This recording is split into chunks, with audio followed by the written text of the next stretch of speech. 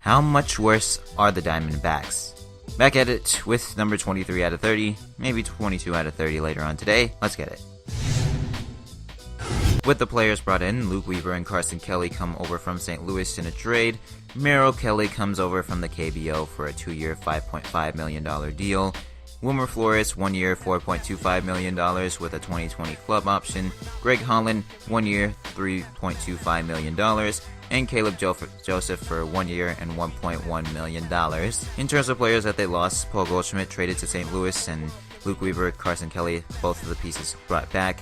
And then there's Jeff Mathis, who went to Texas, Patrick Corbin to Washington, Chris Owings to Kansas City, Daniel Descalso to Chicago, John Jay to Chicago as well, but to the White Sox, Joey Miller to Texas, AJ Pollock to the Dodgers, Brad Boxberger and Jake Diekman to the Royals as well, and Clay Buchholz not brought back.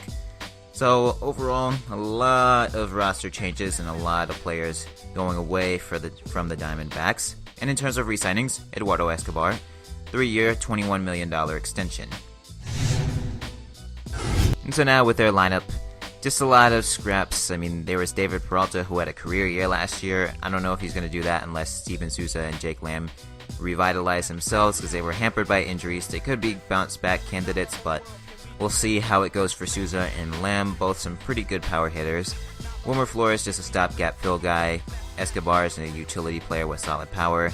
And you have Ketel Marte, he's a glove at best. Nick Ahmed will hit doubles and triples. And Carson Kelly has not panned out so far, so pretty unimpressive lineup. And then on the bench you have Alex Avila, who didn't perform well, and John Ryan Murphy, an extra backup catcher. They have plenty of backup catchers, plenty of catchers in general. And then there's Christian Walker and Socrates Brito. Need to see both of them play a full season before I get a read on either one of them.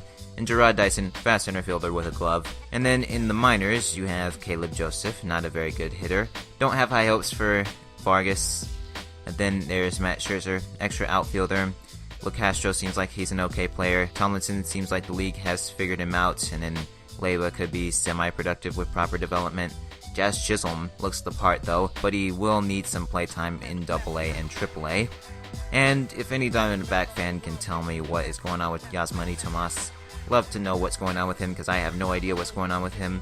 And then with their rotation, Zach Greinke is a good pitcher but is criminally overpaid. And then you have Robbie Ray, solid starter. Godley underperformed his FIP, could be a bounce back candidate. Luke Weaver, I'm not too sold on him. And Merrill Kelly, don't know how his KBO production will translate into the MLB with their depth in the minor leagues. Matt Koch is not that good. John Duplantier does look very good though.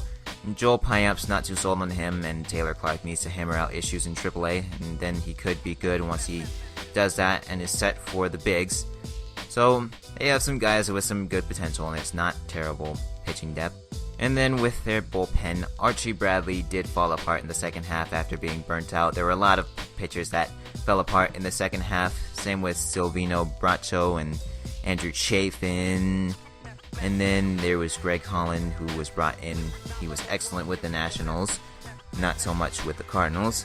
And then Yoshihisa Hirano came over from overseas and performed well last year. TJ McFarland freed from pitcher's hell and performed well. And Nick Green looks to be thrusted into the fire a little too quickly.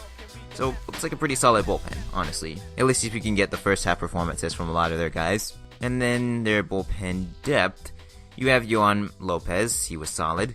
Jimmy Sherfy looked good in not many opportunities, but highly overperformed his FIP. Matt Andriese was the important piece to my MLB The Show 16 Arrays franchise, but he is not panned out at the big league level at all. Sucks to see that. Though overall, I mean, bullpen depth is pretty solid actually, pretty decent I should say. And so now we tally it up. The lineup gets a grade of a C+, hitting depth C, rotation B, starter depth C, bullpen B-, bullpen depth C+. Not too bad of a roster, honestly. And so now with their coaching staff, Tori Luvolu did lead them to relative success, but burnt out his bullpen. Hitting coach Darnell Coles comes over from Milwaukee. There were some underproducing parts in Milwaukee, so I mean, that's a bit of a question mark. He did have some guys have excellent seasons like Kane and especially Yelich, of course, MVP, so we'll see when it comes to Coles. But then Mike Buchter, been slightly above average in getting pitchers to perform, and Mike Fetters has done a solid job with the bullpen. Not a bad coaching staff. Manager, a little bit generous here, I'd probably say. He gets a C+, hitting coach C+, pitching coach C+, and bullpen coach B-. So overall, pretty decent roster actually. Honestly, I would probably, if I were to do these predictions again, I would probably have them a bit higher, but not how I did this the first time, so I'm gonna stick with what I have right now. One guy I forgot to mention though is Taijuan Walker.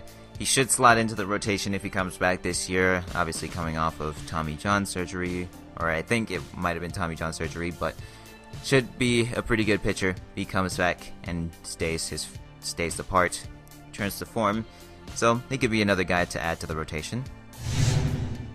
So now looking at the schedule, starting in the NL West, they face the Rockies 9 times at home, 10 times on the road, and for the rest of their divisional opponents, they face them 10 times at home and 9 times on the road. For the rest of the NL, they face the Braves 4 times at home, 3 times on the road. Same goes for the Brewers. And then they face the Marlins, Mets, Nationals, and Pirates 3 times at home, 4 times on the road, and then the rest 3 times at home, 3 times on the road. The fact that they play in the National League is going to be tough already. And then with their interleague matchups, they face Texas 4 times, twice at home, twice on the road, as always. And then they play the AL East. How lucky they get to play the AL East. 3 times at home against Boston, though. That should be relatively helpful. 4 times against the Yankees, twice at home, twice on the road. That'll be pretty tough for them as well. Could probably get some at home. And then you have Tampa Bay 3 times in Tampa Bay and 3 times in Toronto. Both are ones that you shouldn't take too lightly if you're the Diamondbacks. And then 3 times at home versus Baltimore, if I didn't mention that already. So interleague looks to be pretty tough as well, because shouldn't take for granted the matchup against the Rangers either. Now we have record predictions. Bleacher Report has them going 81-81. RotoChamp 77-85. Fangraphs 79-83. Pacoda 82-80. And the over-under is 77. All of those seem pretty high, but I'll be honest, I think after looking at this roster a second time, I'm going a little bit too low, a little bit too under, but it still would be under either way. 67-95, I'd probably say maybe mid to low 70s, but I think that the Diamondbacks have a lot of pieces, and they just need that star. But, they traded away that star because they're reaping the effects of the Yasmani Tomas and Zach Greinke contracts, pretty much hindering them from acquiring any other players. But that'll do it for this edition of the Diamondbacks. As always, personal account at the top and YouTube account at the bottom. And that'll wrap this up. And of course, this is going to age poorly in a couple of months.